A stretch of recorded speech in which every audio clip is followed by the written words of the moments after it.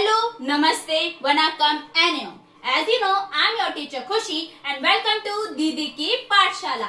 आज हम class 8 part 1 प्राकृतिक संसाधन और उनका उपयोग, जिसका पार्ट 1 हम पहले ही कंप्लीट कर चुके हैं। आज हम पार्ट 2 लेकर आए हैं। ठीक है, अगर हम पार्ट 1 की बात करें बेटा, तो पार्ट 1 में हमने पढ़ा था नेचुरल रिसोर्सेज के बारे में। कौन से रिसोर्सेज नेचुरल रिसोर्सेज होते हैं? प्राकृतिक संसाधन होते हैं जो हमें प्रकृति से मिलते हैं। ठीक है, सारी चीजें प्राकृतिक संसाधन नहीं होती जो प्रकृति से मिली है, वही चीजें संसाधन बन पाती हैं जिनके लिए हमारे पास टेक्नोलॉजी है यूज करने के लिए। ठीक है, उसके अलावा हमने देखा था, उनको डिवाइड किया था किसमें कि जो हमारी लाइफ के लिए इंपॉर्टेंट है, मटेरियल रिसोर्सेज है, एनर्जी रिसोर्सेज हैं। ठीक है, इसके अलावा रिन्यूएबल और नॉन रिन्यूएबल यानी कि नवीकरणीय, जिनको हम दोबारा से बना सकते हैं, दोबारा से हमें मिल जाएंगे वो, और अनवीकरणीय जिन्हें हम बना तो सकते हैं, वैसे दोबारा मिलते नहीं है, उसको मिलने में मिलियन ऑफ ईयर्स लग जाते हैं। ठीक है, तो इतना हमने पढ़ा था। अब हम आज इस चैप्टर का पार्ट 2 पढ़ने वाले हैं। तो पार्ट 2 की अगर हम बात करें तो पहला टॉपिक है आपका क्या? संसाधन अभिशाप की अवधारणा। कुछ लोगों का मानना है कि संसाधन होते हुए भी कुछ देश ऐसे हैं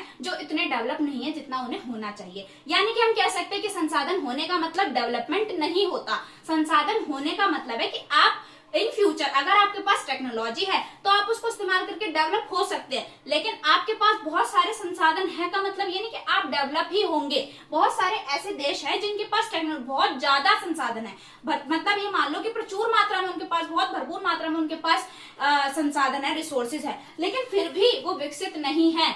क्या कारण हो सकते हैं उसके विकसित ना होने के? कि भाई उनके पास टेक्नोलॉजी की कमी है, टेक्नोलॉजी नहीं है उतनी अप्रोप्रिएट जो संसाधनों को इस्तेमाल करने के लिए चाहिए हमें। ठीक है, उसके अलावा वहां का प्रबंधन इतना अच्छा नहीं है, मैनेजमेंट इतना अच्छा नहीं है कि उन संसाधनों को, उन रिसोर्सेज को यूज कर सके। ठीक है, इसके अलावा क्या है कि संसाधन है हमारे पास, लेकिन हमें उसे जिस तरीके से इस्तेमाल करना चाहिए हम उस तरीके से इस्तेमाल ना करके उसका गलत उपयोग करें। जैसे कि हमें पहले नहीं पता था कि हम पानी से भी क्या बना सकते हैं, इलेक्ट्रिसिटी बना सकते हैं, है ना। जब तक हमें नहीं पता था तो हम पानी को अलग अलग जगहों पे इस्तेमाल कर रहे थे, लेकिन इलेक्ट्रिसिटी प्रोड्यूस करने के लिए इस्तेमाल नहीं कर रहे थे। लेकिन जब हमारे पास टेक्नोलॉजी आई, हमें पता चला इस चीज के बारे में, तो तब हमने उसको एज अ रिसोर्स, ऐसे रिसोर्स के रूप में इस्तेमाल किया जो क्या करे, जो इलेक्ट्रिसिटी प्रोड्यूस कर सकता है। ठीक है, तो एक एनर्जी रिसोर्स की तरह हमने वाटर को यूज करना शुरू किया। अब भारत में भी ऐसा नहीं कि सब चीज हमारे पास इतनी एडवांस टेक्नोलॉजी है कि हम सारे रिसोर्सेज को यूज कर पा रहे हैं, ऐसा नहीं है। भारत में भी ऐसे बहुत सारे रिसोर्सेज आपको मिल जाएंगे जिनको हम आज भी टेक्नोलॉजी की कमी की वजह से यूज नहीं कर पा रहे हैं। ठीक है, तो अब बात करते हैं हम दूसरा, अगला क्या है बेटा? सतत विकास यानी कि सस्टेनेबल डेवलपमेंट। अब ये सस्टेनेबल डेवलपमेंट की अवधारणा क्या कहती है, क्या बताता है आपको सस्टेनेबल डेवलपमेंट, सतत विकास? तो अगर हम बात करें कि क्या है कि सतत विकास या सस्टेनेबल डेवलपमेंट हमें कहता है कि हमें क्या करना है बेटा, हमें ऐसा डेवलपमेंट करना है, ऐसा विकास करना है जो क्या हो, जो वर्तमान की जरूरतों को तो पूरा करे, मतलब आज आपको सब चीज मिल सके, लेकिन आप उसको ऐसे नहीं कि आपने सारी चीज इस्तेमाल कर ली और भविष्य के लिए कुछ बचाया ही नहीं। तो हमें ऐसे इस्तेमाल करना है कि वर्तमान की जरूरतें भी पूरी हो, बहुत समझदारी से इस्तेमाल करें और वो चीजें भविष्य के लिए भी बच जाए। एक कोट है जो कहता है कि मतलब एक कोट है जिसमें कहा गया है कि हम जो है, हम क्या है, किराएदार हैं, और हमें संसाधनों को इस तरीके से इस्तेमाल करना है कि हमें आगे आने वाली पीढ़ी को देना, और वो मालिक है। ठीक है, तो किराएदार किसी सामान को, या जब हमारी वो चीज नहीं होती तो हम उसको कैसे बहुत सोच समझ के इस्तेमाल करते हैं। मानो आप अपने फ्रेंड से शर्ट लेकर आए हो या टी शर्ट कुछ लेकर आए हो, उसका कोई कपड़ा लेकर आए, जूते लेकर आए, तो आप ऐसे जान से ज्यादा संभाल के रखोगे उसको, है ना, कि कीचड़ में भी पैर नहीं रखना, कहीं गंदा हो गया तो। ठीक है, आप इस तरीके से उसको इस्तेमाल करेंगे। तो ऐसे ही हमें रिसोर्सेज को इस्तेमाल करना है, ये हमारे नहीं है, हमें भविष्य में आने वाली पीढ़ी को ऐसे देना है कि ये उनके हैं और हमने इनका ख्याल रखा है। ठीक है, हमने इनको एक तरीके से संभाल के रखा है उनके लिए। तो सतत विकास यही कहता है कि हमें वर्तमान की जरूरतें तो पूरी करनी है, लेकिन किस उस पे कि हमें भविष्य के लिए उसको वैसा का वैसा ही बचा कर जाना है। ठीक है, जितनी हमारी जरूरत है हम उतना लेंगे, इस्तेमाल करेंगे और उसको प्रोटेक्ट भी करेंगे। यानी हमने इस्तेमाल कर लिया और हम उसको प्रोटेक्ट कर ही नहीं रहे। ठीक है, पेड़ हम काटे जा रहे हैं लेकिन लगा ही नहीं रहे, तो ये सस्टेनेबल डेवलपमेंट नहीं कहता। आप जितने काट रहे हैं उतने, उससे दुगने नहीं तो कम से कम उतने पेड़ तो लगाएं।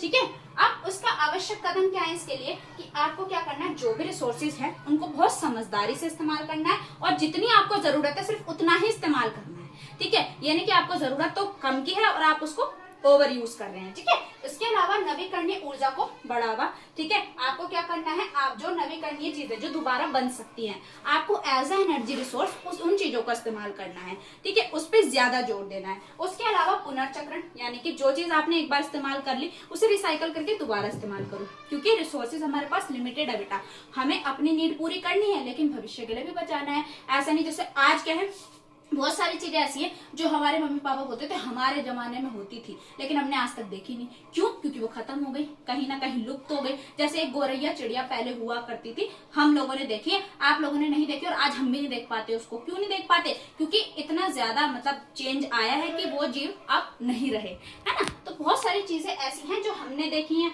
हमारी आगे आने वाली पीढ़ी नहीं देखेगी, हमारे पेरेंट्स ने देखी थी, हमने नहीं देखी। तो इसका कारण क्या है? क्योंकि रिसोर्सेज को उतना अच्छे से इस्तेमाल नहीं कर रहे जितने अच्छे से हमें करना चाहिए, ठीक है। उसके बाद अगर हम बात करें क्या कर सकते हैं हम, जल संरक्षण करके, पानी को बचाकर, उसके अलावा पर्यावरण को संरक्षण करना, ये तो हमारे लिए बहुत ज्यादा जरूरी है बेटा।